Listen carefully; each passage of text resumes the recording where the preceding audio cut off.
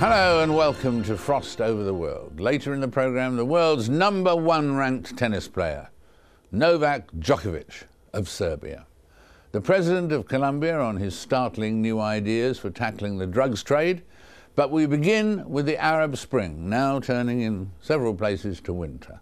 In Bahrain, a damning report was published into the government's crackdown on dissent. Meanwhile, violent clashes between security forces and protesters broke out again on the newsreel showing the streets of Cairo, ahead of planned elections next week.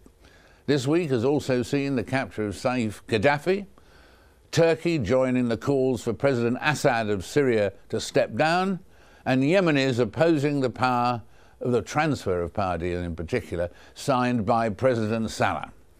As yet more upheavals convulse the region, has the joyful optimism turned sour? And what can we really expect of democracy in the Middle East? I'm joined by a senior member of one of the region's ruling families and the chairman of the Arab Thought Forum. It's Prince Hassan of Jordan. Your Highness, welcome back. Thank you so much. Very good to have you with us. This is a crucial time, not just tactically, but strategically in the Middle East, and you've always been touring and recently around the Middle East. You're in touch with that situation. How is the strategic situation changing in the Middle East right now, do you think? Well, I call it the West Asia, North Africa region, because the Middle East is too wide. It goes from Calcutta to Casablanca, if you will, and now, of course, with President Obama visiting China and East Asia, it seems that the real players in our world, not only in the saving the European economy, but saving the Middle East, could well be a combination of China, Russia, maybe even the BRIC countries. If we're talking about mediation in Syria, for example, someone has suggested the BRIC countries. So we are a part of West Asia, that is to say, if you're talking about Syria, Turkey. Today I see the president of Turkey visiting London. So Johnny Turk fought alongside the Brits in the Crimea in 1857 against the Russians. And now you see the Russians coming into the region to invest the naval base of Tartus in northern Syria on the east coast of or the eastern littoral of the Mediterranean. There's a lot of activity now. The Israelis are finding gas off Cyprus. The Turks are laying a claim to corridors possibly leading into Syria. And my feeling is, having just come from a European Commission meeting of the Trilateral Commission, that the Europeans are beginning to take us seriously. I said, look, I'm not coming here with a begging bowl to talk to you Europeans after the Arab Spring, which sadly Newt Gingrich calls the anti-Christian spring, which is totally unfounded. He seems to sort of forget that Christianity started in our part of the world and not in the Midwest. But the reality is that Arabs, whether Christian or Muslim, if you want to look at them in a minilateral context and talk about Druze and Copts and Shia and Sunni and Shia Arab and Shia Iranian, this is so complicated that it's taking up all the airwaves. But if you're talking about the future of a region, then we strategically have to encourage that region to come forward and develop its own economic, social council, regional responsibility, regional commons have to come to the fore, including, of course, the moral imperative, human dignity. And who do you see will really lead that? Well, for the moment, I think that the United States, surprisingly, if you look at Israel and the Iran issue, all the neighbors of Iran, Israel itself, are all allies of the United States in one form or another. But at the same time, the Israelis still feel not enough has been done about Iran. Iran allegedly has 4.5 tons of material. I'm not an expert, but you only need 70 kilograms, apparently, of material to make something that could break up the whole neighborhood. Israel has 450 or something nuclear warheads. So if all the neighbors of Iran are pro-American, including Israel, why is it that we can't find an alternative to convincing the Iranians of the importance of coming to the table, at least on that one issue agenda? At least that would be a step in the right direction, the nuclear issue. But as for the Conference for Security and Cooperation in the Middle East, which I've been calling for since Malcolm Rifkind was Foreign Secretary of this country, I think this is the time to get our act together. Right, and that would involve all the countries of the Middle East. Security Council, all the countries of the Middle East, and of course West Asia. The new players in the Mediterranean include India and China, of course. China is already a member of the Security Council. And as far as regional issues, I think that the Syrian solution may be in a conference in the way that the Kingdom of Saudi Arabia once called for the Taif conference for the resolution of fighting, at least in Lebanon. You know, this business of intervention, I intervene because I want to see that somebody is recognizably in charge. But nobody has been in charge in Lebanon, poor Lebanon, for a very long period of time. Right. And this is the tragedy, really, that we talk about human beings. Let's remember human dignity in Tahrir Square. Look at that poor dentist who lost his 2 eyes from the 25th of January to the tragic events of a couple of days ago. But in reality, I don't think that the Egyptians are necessarily keeping the human component alive, because time is ticking, and the military are waiting their opportunity to possibly call a halt to the fighting and introduce their new prime minister, new cabinet, and so forth. So I think that despite the fact that we are bombarded with local news, we simply have to try to look at the big picture. That's why I thank you for inviting me today. And I thank you for doing it too. And what about the Arab League? Normally, or traditionally, in the very name of the Arab League, they would seem to be a logical people to bring together the sort of conference you want, to lead this movement you're talking about. But the Arab League doesn't seem to operate that way, does it? I've been waiting as chairman of the Arab Thought Forum for the last 2 months to go and visit Cairo under the umbrella of the Arab League. They've been too busy fighting fires at the moment. Well, this is why I'm saying that we need an economic and social council which supports the League and discusses what people really want. The slogans are not enough. Again, going back to Gingrich, he's saying, I don't need slogans, I need substance. Any politician worth his salt should be pointing, with the best of intentions presumably, at the need for substantial commitment to real issues. I mean, they don't understand, the Twitter crowd, the blog crowd, why it is that nobody can give answers, people in authority. I mean, $125 million were allocated for Tunisia and Egypt by the Americans shortly after the events there to democratize. What does that mean? What about the relationship between Iran on the one hand and Syria on the other, and Iran? What is that?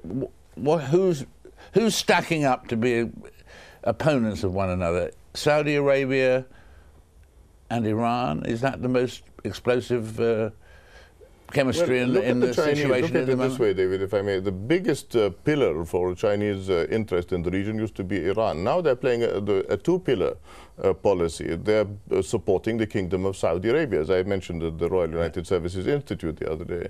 So the second pillar is extremely important. And Qatar, of course, is extremely important. Again, I mean, you have countries in the region that still have an Israeli embassy. There are countries with Israeli interest sections. There are countries with the headquartering of major American fleets. And look at the recent developments in eastern Saudi Arabia, the Shia Arabs. Yeah. Now, this business of being anti-Shia, we have to make a distinction between Shia Arabs and Shia Iranians. And I think that we should call the role of Iran diplomatically to try and solve some of these problems when it comes to Syria. I mean, just to sit back and say, well, if you want to beat Iran, you should beat Syria first or break Syria first, is not acceptable. So I say Iran has a role in Syria and Turkey has a role in Syria. Can they not help in negotiating an outcome, possibly supporting the Arab League?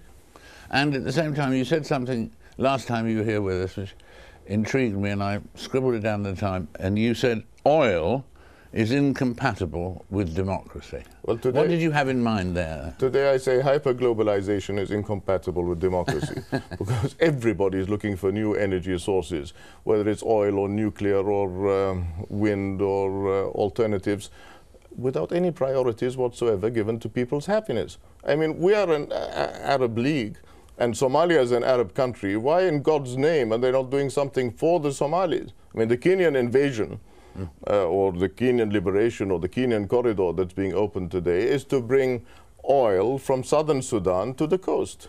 It's not about those miserable children. And I think this is absolutely appalling. They talk about the Arabs and the responsibility of the Arabs and their friends, don't seem to go as far as destitute people. So is the relationship between Sunnis and Shias getting worse again? The dynasty of the Shia rulers of today's Iran don't represent the world of Shiaism. And no individual Arab state, including the Kingdom of Saudi Arabia, represents the world of Sunnism.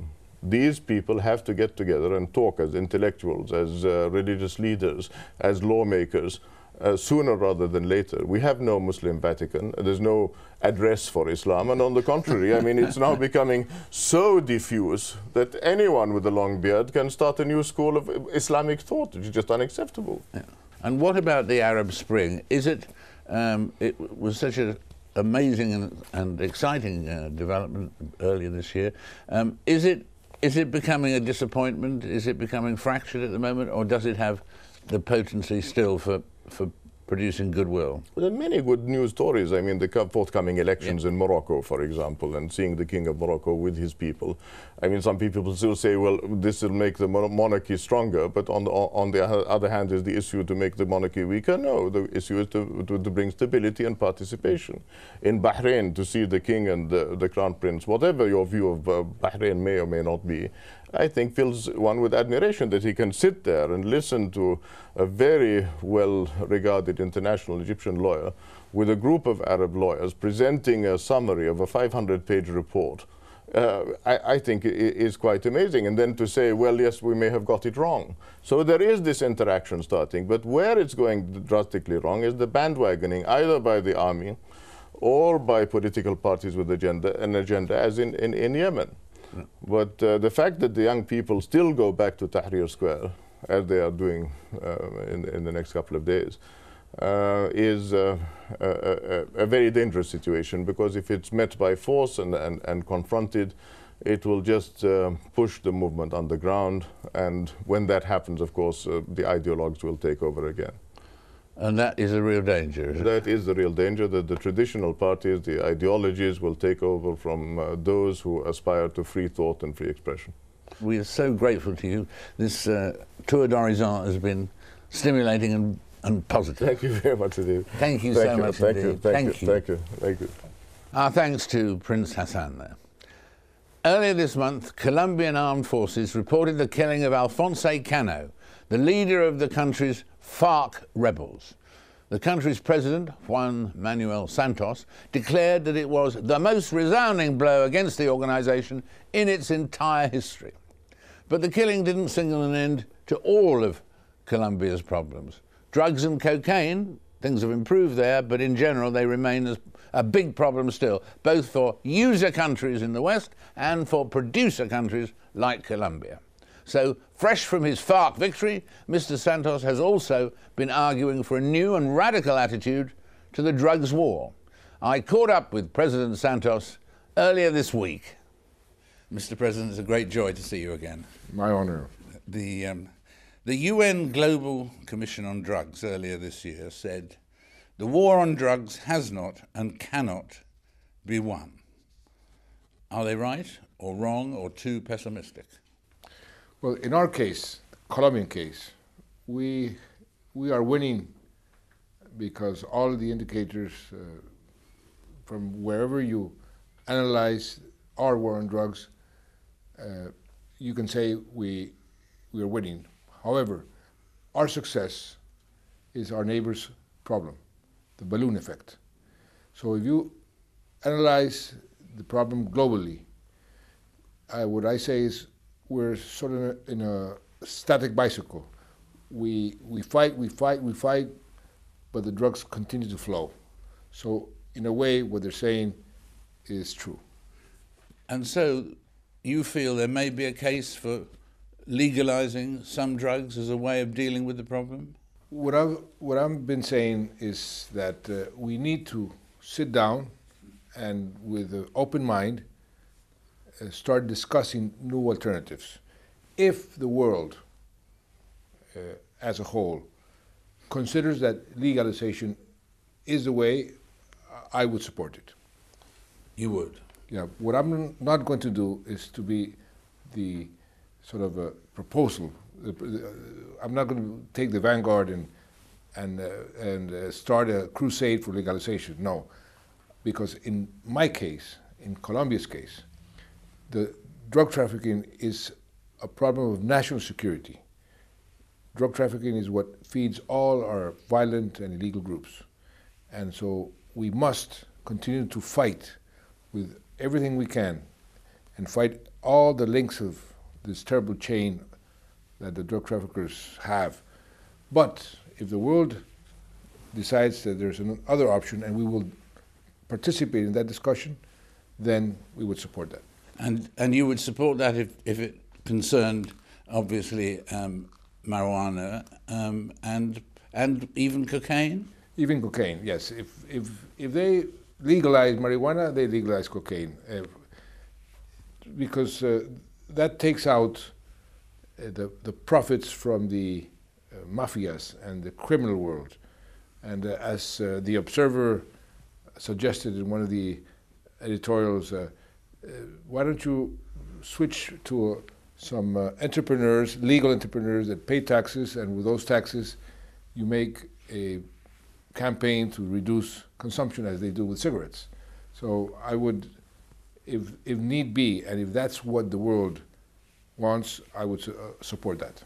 And what about the good news that that the head of FARC, right at the beginning of this month of November, was captured and killed?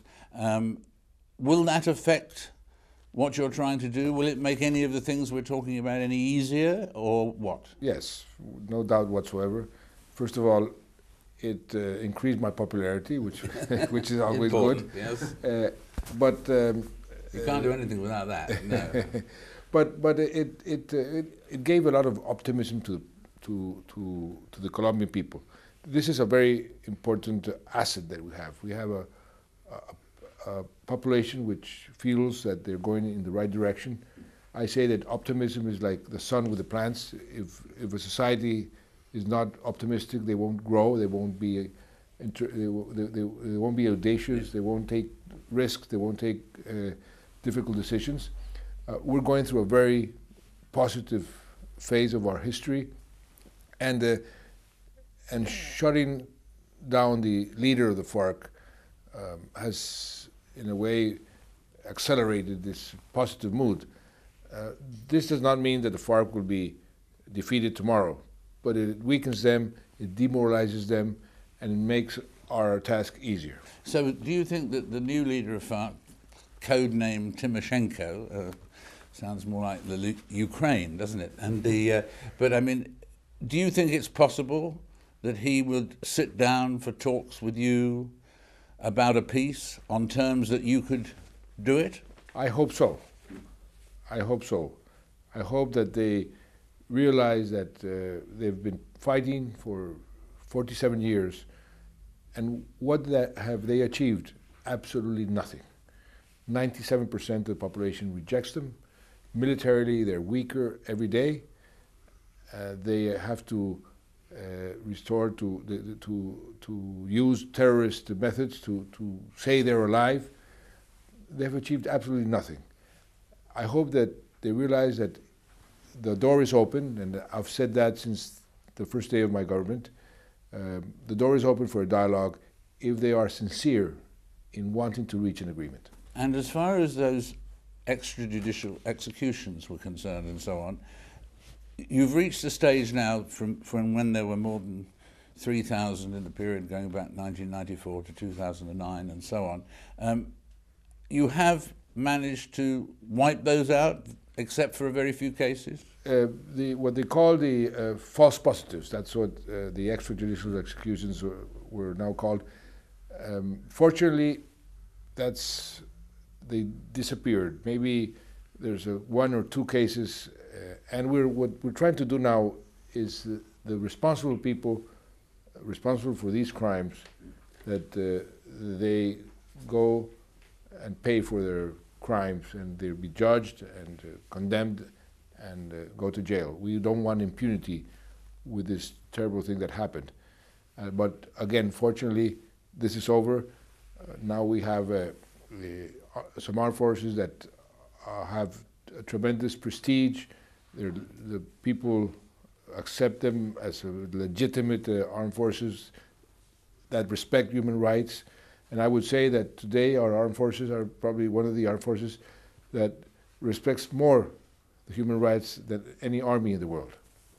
Really? Well, that's a dramatic change Is over relatively few short years and so on, isn't it? Absolutely, like the country. We're living a new reality.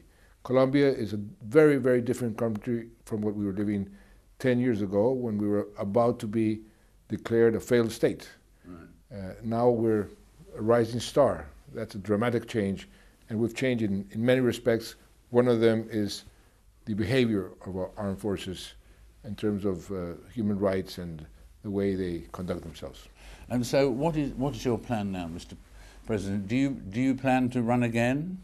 I hope I can finish what I'm doing in 4 years. I believe very dearly in the importance of institutions. I don't think nobody is irreplaceable, and I would prefer to finish everything I want to do in 4 years. If I can't finish in 4 years, then I will think about it. Then you will think about it, yes. So that you could continue. You could possibly continue. Yes, I'm not going to say today no. There's no way I will not run, but quite frankly, I would prefer to be there for 4 years and to say that I achieved most of the things I wanted to achieve and let the institutions sort of follow through. What would be the situation that would convince you that your work was complete? You'd done all the main things. For example, things that I have already achieved, I put myself in with some concrete objectives. Bringing unemployment down to 1 digit. That is already achieved in only 15 months. Bringing poverty down at least 5 or 6% from where it is right now. Taking out of extreme poverty at least 350,000 families. That is another objective I have.